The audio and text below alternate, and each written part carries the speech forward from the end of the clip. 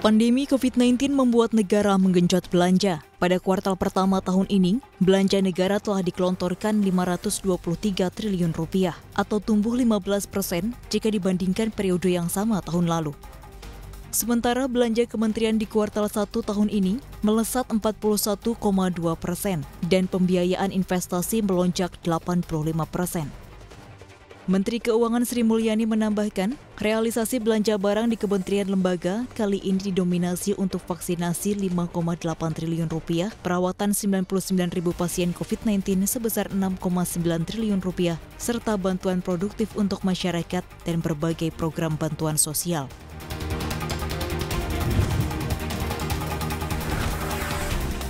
Pemerintah mendorong penggunaan kendaraan bermotor listrik berbasis baterai. Menko Kemaritiman dan Investasi Luhut Binsar Panjaitan menargetkan jumlah sepeda motor listrik yang mengaspal di Indonesia bisa mencapai 2 juta unit di tahun 2025.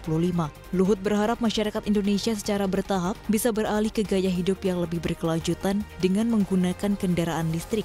Diharapkan pula peran para operator transportasi untuk turut beralih ke penggunaan kendaraan listrik. Sebelumnya, Menteri ESDM Arifin Tasrif menjelaskan pemerintah sudah menyiapkan infrastruktur pengisian daya listrik untuk kendaraan listrik. Hingga April 2021, sudah ada 122 unit stasiun pengisian listrik di 83 lokasi dan ditargetkan pada tahun 2025 akan dibangun stasiun pengisian kendaraan listrik umum alias SPKLU 3.860 unit.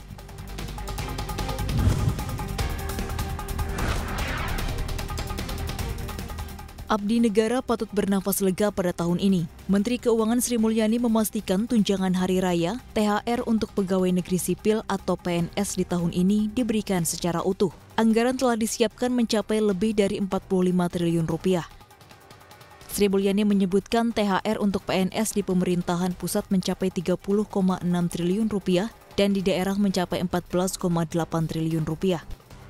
Sri Mulyani menambahkan, anggaran THR sangat besar dan diharapkan akan memberikan dampak positif pada perekonomian. Kementerian Keuangan pun memastikan pencairan akan dilakukan H-10 hingga H-5 Lebaran.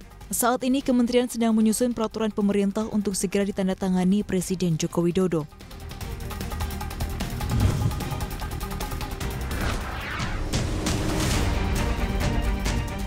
Seolah tak peduli harga minyak mengalami koreksi 3 hari beruntun, harga minyak sawit mentah atau crude palm oil justru mantap melaju kencang.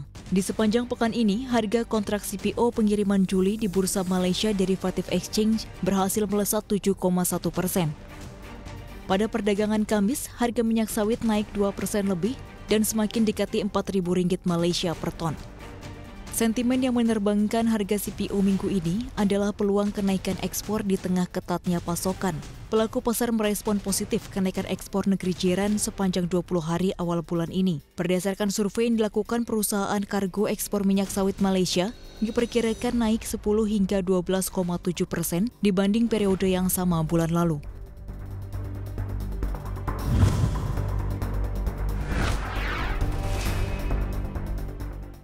Pemerintah Australia membatalkan 2 kesepakatan antara negara bagian Victoria dengan pemerintah China terkait proyek Belt and Road Initiative. Keputusan ini langsung dikritik Kedutaan Besar China karena dinilai tak masuk akal, provokatif, dan dapat memperburuk hubungan kedua negara.